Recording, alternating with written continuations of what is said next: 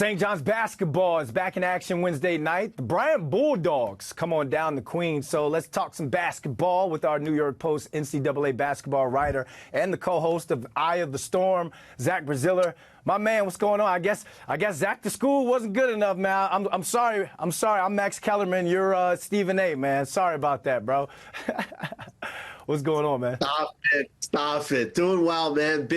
Look, St. John's coming off a nice win Saturday over K-State. League season's getting here. I think you got to feel pretty good if you're a St. John's fan, just direction of this team and where they're headed.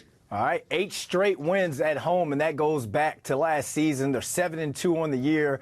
We haven't really talked Red Storm basketball since you all got back from the Bahamas. Are they back to playing big dance, tournament-like type basketball?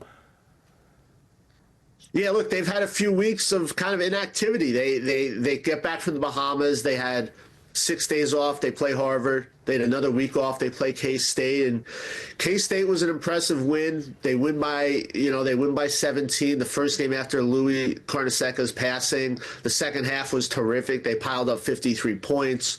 Davon Smith was back after a suspension. He played well. Zuby Ejiofor was terrific. But Kadari Richmond played well. Yeah, look, this team has no excuses. Finish top 3 in the Big East, win 14, 15 league games, and be a decent NCAA tournament seed. I don't really see why that shouldn't happen. The league is down and St. John's is up. I mean, it's a team that has a lot of talent. They're going to get better. 3-point shooting is a little bit of a concern. The bench could be up and down, but I mean, from what we've seen against good teams, whether it's K-State or Georgia or Baylor, New Mexico, this is a good team. They obviously lost the 2 real close ones to Baylor and Georgia, games that could have gone either way, and you would have obviously loved to have one or both of those.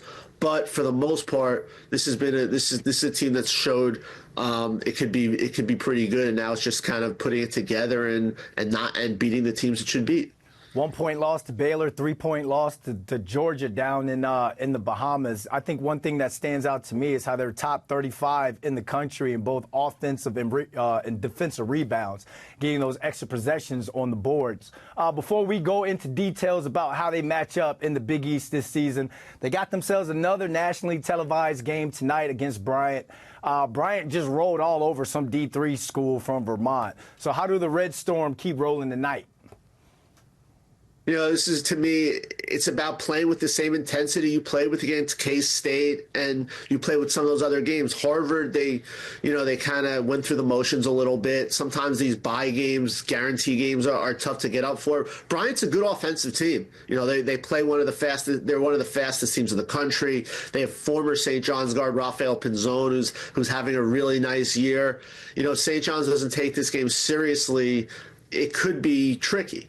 Bryant can really score the ball, but if St. John's brings the intensity it needs, I don't think it should be an issue. All right, so this one should be over by halftime. I'm feeling like you kind of gave us a couple of details on your thoughts on how St. John's is going to match up in the Big East this season. They start Big East play next week, baby. Does Rick Pitino's squad have enough juice and players to really make some noise in the Big East this year? Take us, Zach, to school. 100%. I mean, look, I think Marquette is the clear favorite as we go into the league season. They're one of the best teams in the country. Cam Jones looks like the National Player of the Year candidate. UConn has had some issues. 0-3 in Maui. Comeback. They have beaten Baylor in Texas, so they've kind of righted themselves. But look, St. John's is right there with those two. To me, those are the clear 3 best teams in the league: Marquette, UConn, and St. John's. Creighton's probably right behind them at 4, and then Xavier at 5. But look, I think St. John's can win this league. I think Marquette's the favorite, but I would not be shocked if St. John's wins this league. I mean, you put their roster right up there with anyone. They're going to give everyone in this league trouble. Their size, their athleticism, their depth.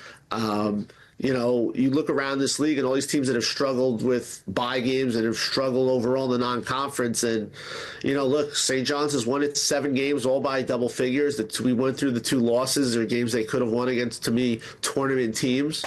I think St. John's fans should be really excited. The league is down. This is a great opportunity for St. John's to have a huge season.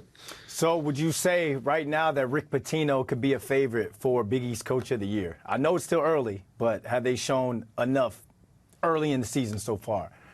I think he could be a contender. You got to see how it works out. I mean, I think you got to put Shaka up there.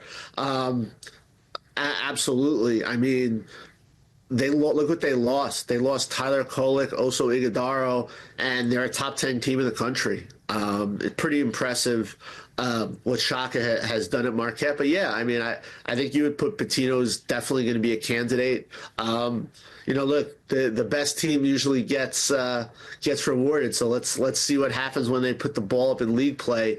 But I'll tell you, those games against Marquette and UConn are going to be must watches. Those are going to be really fun. I think St. John's matches up really well with both. I think they're going to be, 4 games that you're not going to want to miss. All right, this could be the year of the Red Storm. Zach Braziller, thanks for hopping on with us, man. A pleasure.